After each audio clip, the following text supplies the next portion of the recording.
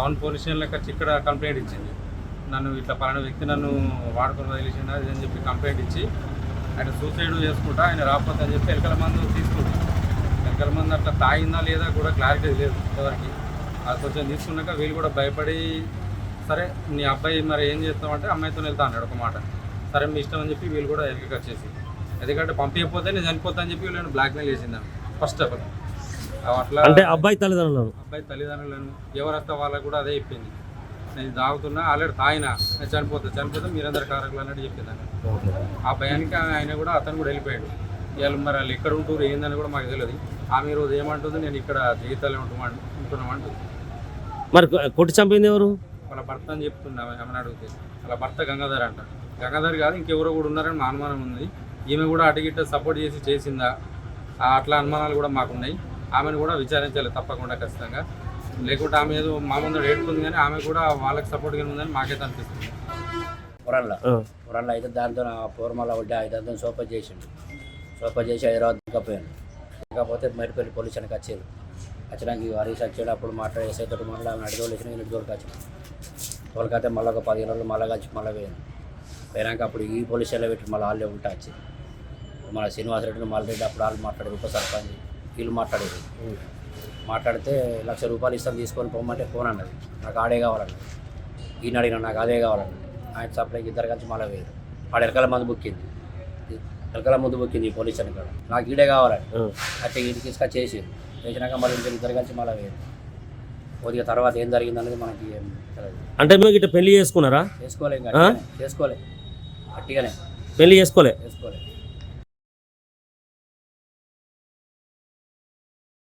జగిత్యాల లోపల పట్టపగలే ఒక వ్యక్తి దారుణ హత్యకు గురైనటువంటి సంఘటన జగిత్యాల లోపల కలకలం సృష్టించి అని చెప్పుకోవచ్చు.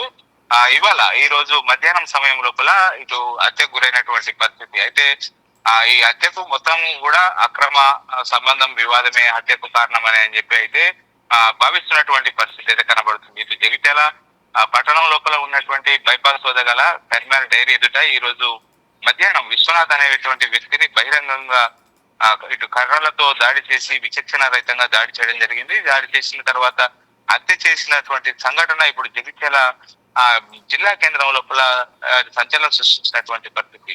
అయితే జగిత్యాల రూరల్ మండలానికి చెందినటువంటి ఓ మహిళతో విశ్వనాథ్ కు కొంతకాలంగా సహజీవనం చేస్తున్నట్టుగా అయితే అక్కడ ఉన్నటువంటి వారు చుట్టుపక్కల వారు చెప్తున్నటువంటి సమాచారం. ఆ మహిళకు 12 సంవత్సరాల క్రితమే వివాహం జరిగింది. అయితే వివాహం జరిగి వారికి 2 పిల్లలు కూడా ఉన్నటువంటి నేపథ్యం లోపల గత 4 నెలలుగా ఆ మహిళ జగిత్యాలలోనే ఎవరైతే ఇప్పుడు చనిపోయినటువంటి వ్యక్తి విశ్వనాథ్ ఉన్నారో విశ్వనాథ్ 4 నెలలుగా అక్కడనే సహజీవనం చేస్తున్నట్టుగా తెలుస్తున్నది. ఈ నేపథ్యం లోపల ఆమె భర్త అంటే చాలా రోజుల క్రితమే 12 సంవత్సరాల క్రితమే విడిపోయినటువంటి భర్త ఈ విషయాన్ని తెలుసుకొని జగిత్యాలకు వచ్చి అక్కడ ఈ రోజు మహాశివరాత్రి సందర్భంగా వాళ్ళు గుడికి వెళ్తున్నటువంటి సమయం లోపల బైపాస్ వద్ద ఆటో లోపల వచ్చి కర్రలతో విచక్షణ రహితంగా దాడి చేసి విశ్వనాథ్ ను హత్య చేసినట్టుగా అయితే స్థానికులు చెప్తున్నటువంటి పరిస్థితి కనబడుతుంది. మొత్తానికి తన నుంచి విడిపోయిన తర్వాత 12 సంవత్సరాలుగా తన భార్య 2 పిల్లలతో కలిసి అక్కడ ఉంటుంది. అయితే ఈ విశ్వనాథ్ అనేటువంటి వ్యక్తి వారికి 4 నెలలుగా పరిచయమైన తర్వాత ఈ మహిళతో సహజీవనం చేస్తున్నటువంటి విషయాన్ని జీర్ణించుకోలేకపోయినటువంటి ఆమె మాజీ భర్త విడాకులు తీసుకున్నటువంటి భర్త ఎవరైతే ఉన్నారో అతడు పథకం ప్రకారమే హత్యకు ప్లాన్ వేసినట్టుగా రావడం కూడా జరిగింది. అయితే ఈ రోజు మహాశివరాత్రి సందర్భంగా వాళ్ళు గుడికి వెళ్తున్నటువంటి సందర్భం లోపల ఇదే అదనుగా భావించినటువంటి వ్యక్తి ఆ మహిళ పైన దాడి చేసి విచక్షణ రహిత కర్రలతో దాడి చేసి చంపినటువంటి పరిస్థితి కనబడుతుంది. ఈ విషయం పోలీసులకు తెలియడంతో దీనిపైన మొత్తం కూడా కేసును దర్యాప్తు చేసినట్టుగా అయితే పోలీసులు తెలుస్తుంది. దీని హత్యకు అయితే వివాహేతర కారణమే అని చెప్పి తెలుస్తున్నది.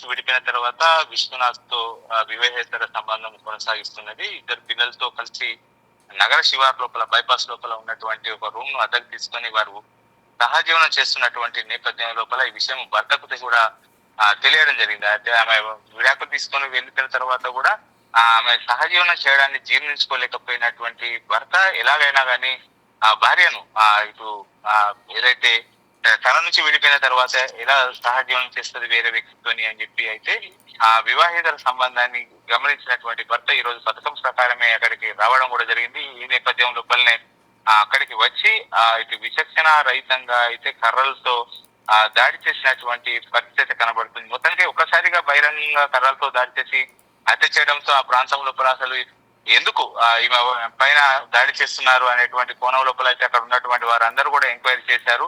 అయితే గతం లోపల 12 సంవత్సరాల క్రితమే ఆమె విడిపోయినట్టుగా తెలియని పరిస్థితులు ఉన్నటువంటి నేపథ్యం లోపల ఇటు సహజీవనం చేస్తున్నటువంటి కోణం లోపలనే ఆమె మాజీ భర్త ఇక్కడికి వచ్చి దాడి చేసి ఆ కర్రలతో దాడి చేసి ఆమెను ఇటు ఏదైతే దాడి చేసి హత్య చేసినటువంటి నేపథ్యం లోపల ఇప్పుడు పోలీసులు పోస్ట్ మార్టం కోసం అయితే మృతదేహాన్ని ఆసుపత్రికి తరలించారు.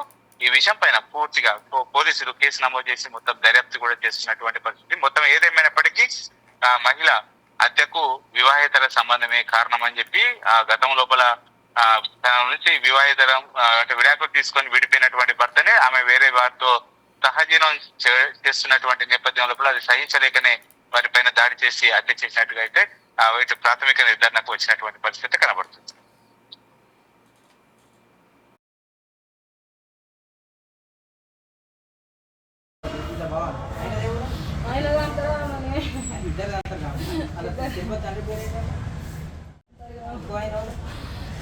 ఆడు గోదావరి తిరుపతి అలా బావా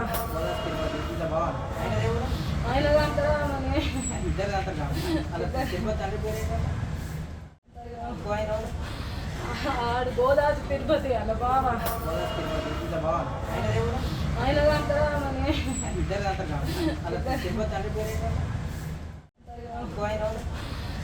ఆడు గోదావరి తిరుపతి అలా బావా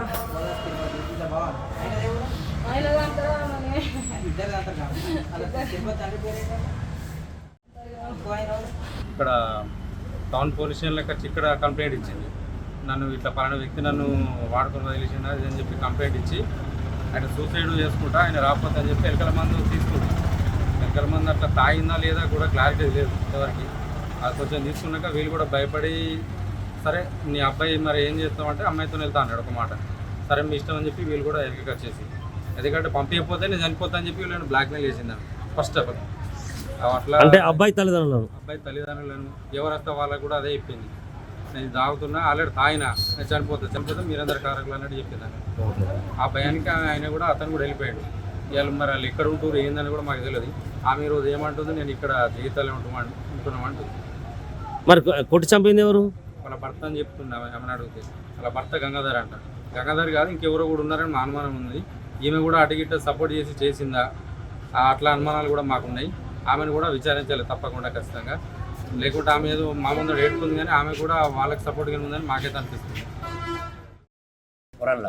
పురాణలో అయితే దాంతో పూర్మల వడ్డీ దాంతో సోప చేసి హైదరాబాద్ దిక్కపోయాను.